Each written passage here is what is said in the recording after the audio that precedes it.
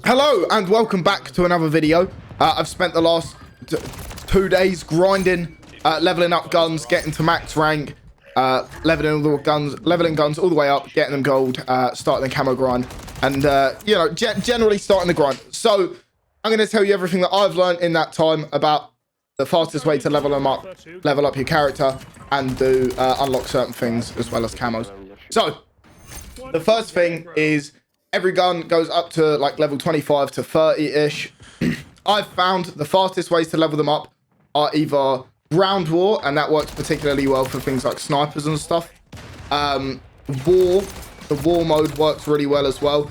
If you don't know what war mode is, it's the same thing that was in Call of Duty World War II like 7 years ago, where it's kind of like one team defends and one team attacks and you have a series of objectives. The better one to be on is the defending team, but you get to go on both either way. I personally just find defending, you get loads more kills because you can sort of pitch up and just kill everyone as they come in. Also works really well for snipers, LMGs, that sort of thing. Not as good for SMGs.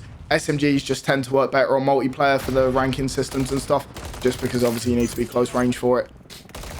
Obviously, if you've got double weapon XP tokens, bang them on. If you want to do regular multiplayer, kill confirmed is a really good way to do it, and it's a really good way to level up things like the knife, the grenade launcher, and other secondaries as well, because every tag that you collect gives you XP for that gun. So if you want to, so I'll kill someone with my AR and then I'll swap to like the grenade launcher and then pick up the tag. And it's just an easy way to get XP without having to get kills with it all the time, especially because there's one camo challenge you don't unlock until something like level 4, and then you can start actually getting the kills with it, so you don't get 4 levels of just kind of wasted efforts, and you can level it up a lot more in the background. So that's been the best way that I've found to level that up. I've tried playing zombies for leveling up, and it seemed really slow. I took a Holger in and I was leveling it up, or trying to level it up. I didn't have double weapon XP on, but obviously assuming that you don't have double weapon XP, it seems like a really slow thing to be doing. I got about 200-300 zombie kills with it, and it went up like 1 level.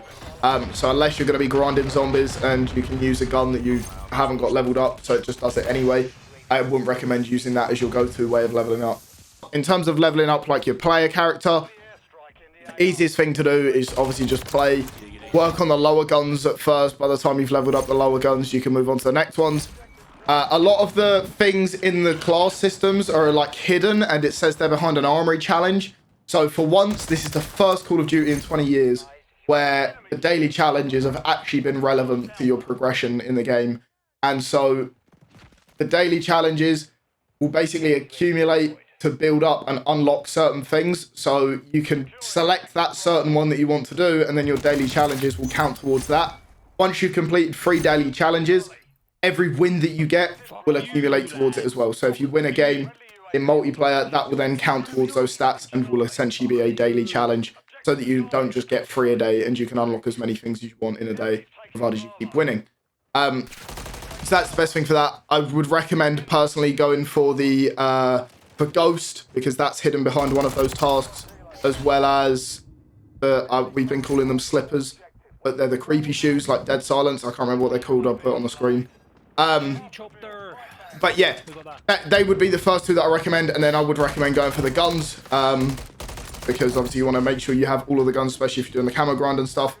In terms of camo challenges, ARs have this really annoying challenge called Tactical Stance. Now, Tactical Stance is that thing where you aim down the sight, but the gun's slanted, because I believe it's just essentially faster movement speed. It's a pain in the arse because you can't get any range kills with it. Hardcore works really well, or smaller maps work really well for that. There are certain camo challenges where you have to play hardcore, i.e.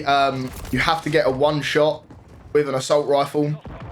The only way you can do that is in hardcore, so if you see that and it boggles your brain a bit, hardcore is the way to go. I think that's pretty much it. If you did find this video helpful, please do leave a like, drop a follow if you're new. Obviously, tag a friend as well to try and help them out. And that said, don't just suck it, Halfordsuck it. Big love. If you have any questions, leave them down below. And I will see you all in the next one, man. Safe.